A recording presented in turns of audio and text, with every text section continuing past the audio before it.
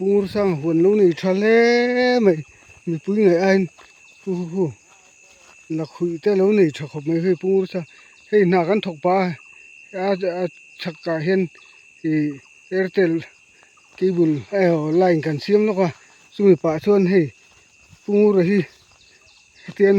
han ma ni po nom lem lo wa i a huan hi kan han tlo zo ka lokin lo he ma ni fe ngai ni tai bal la te huan lo nei tharem rem le me pur hi he kan han tlo zo ni he ser thumte lo nei tha khop mai he lo na mai lo le me pur hi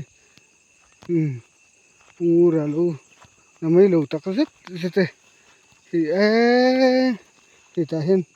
ala khui te tin na sen ta na ra tha do ne he kan han tlo zuai ni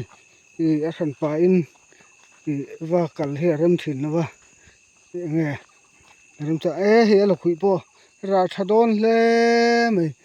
lo na mai lo le mai pur hi he la khuya phai chon tro pi sau ten ani thaber hial don awang ve he se lum te thal tu zong tra te he ana mai lo ni he ko yam te se lum pho hi zong tra te na mai lo lu tu he la khuya ra tha khop do me he ka ra sap thei to ma he la khui sen sa mai alo na mai lo le khu ta khon la par tha thui kan kal man lo wanga he na thokolai kan ni airtel cable line kan siam lo ka he tan thlam thade mai thlam lin de mai lo ne kan lut lem lo wang he so ta te lam khuang te ra na sa he hen ma hen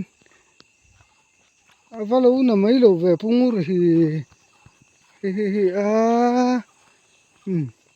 he ta te en khur tur nge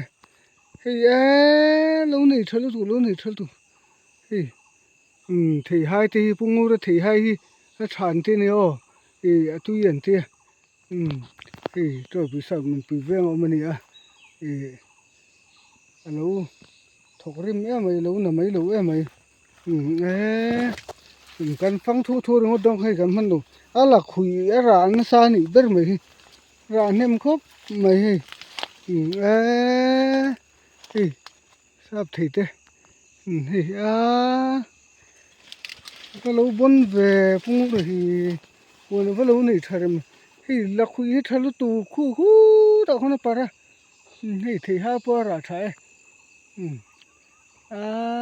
lo na mai lo lu tu pung ro hi he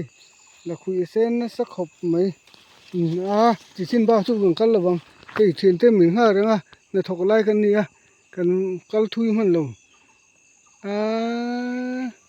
lo na mai lo le mai pung ro hi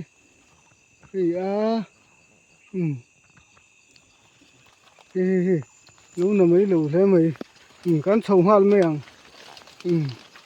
min kan he la khui ra na sa la khui te ser thum te thi hai te